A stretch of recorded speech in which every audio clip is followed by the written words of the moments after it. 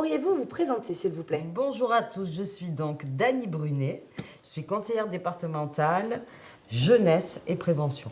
Alors, concrètement, cela consiste en quoi d'être élu à la jeunesse? Ça consiste à beaucoup de choses. Ça consiste d'abord, priorité à rencontrer la jeunesse, à les écouter. Pour être conseillère départementale jeunesse, il faut être passionné. Voilà. Et ça consiste aussi à travailler avec les services, dans la transversalité, parce que la jeunesse, on la trouve partout. Dans les collèges, à la culture, au sport, de partout, dans l'emploi. Et donc, c'est un travail quotidien. Et je pense que pour la capter, il faut être une femme de terrain, ce que je suis d'ailleurs. Quel a été votre parcours avant d'être élu à la jeunesse? J'ai un parcours atypique. Je suis un élu atypique et je le revendique chaque jour qui passe. Donc mon parcours est tout simple. Je suis élue sur Aix-en-Provence. Je suis élue à Aix-en-Provence parce que mon grand-père et mon père ont été maires adjoints d'un village et qu'à un moment donné, le maire d'Aix, qui m'a connue à l'âge de 7 ans, est venu me chercher et j'ai dit oui. Voilà. Je ne fais pas du tout partie des partis politiques. Mais je suis une femme de terrain. Et puis à un moment donné, nouvelle disposition pour le département binôme, un homme, une femme. Voilà, donc parité. Et on est venu me proposer de partir. J'ai regardé un petit peu, je suis passionnée de social. Et j'ai dit pourquoi pas, et bien voilà, je suis arrivée.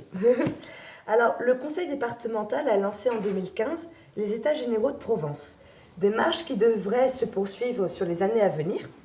Que pensez-vous de la place qu'on donne aux jeunes dans la société?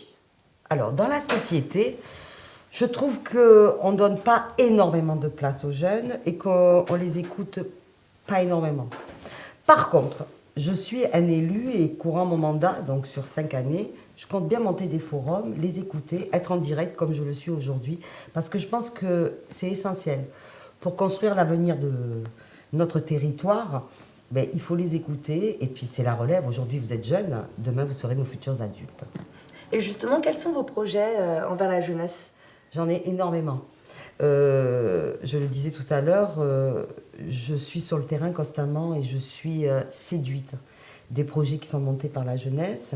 Mais on a plusieurs axes. Alors, on monte des forums. Je marquerai quelques points forts. On monte des forums permettant ici de faire des tables rondes et d'écouter et d'en tirer des conséquences.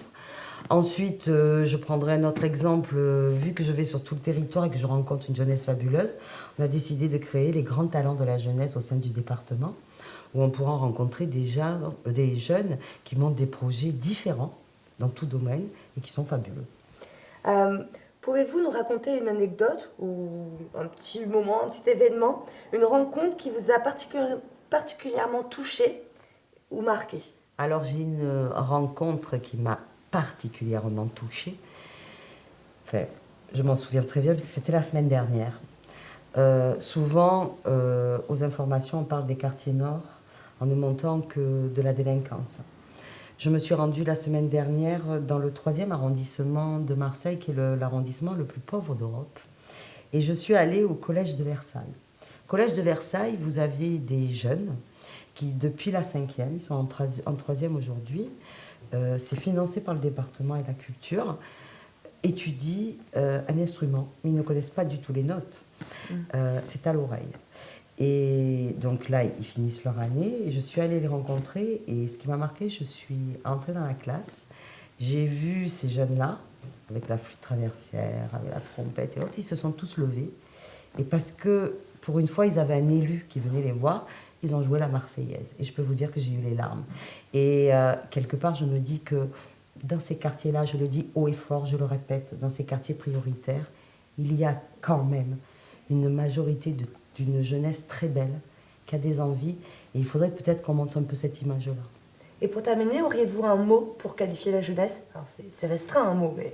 Un mot? Un mot. La jeunesse, elle est précieuse, elle est excellente, je ne sais pas qu'un mot, hein. Là, elle est dynamique, elle est fabuleuse, et elle doit continuer à œuvrer parce que je pense qu'elle peut donner de très belles leçons aux adultes.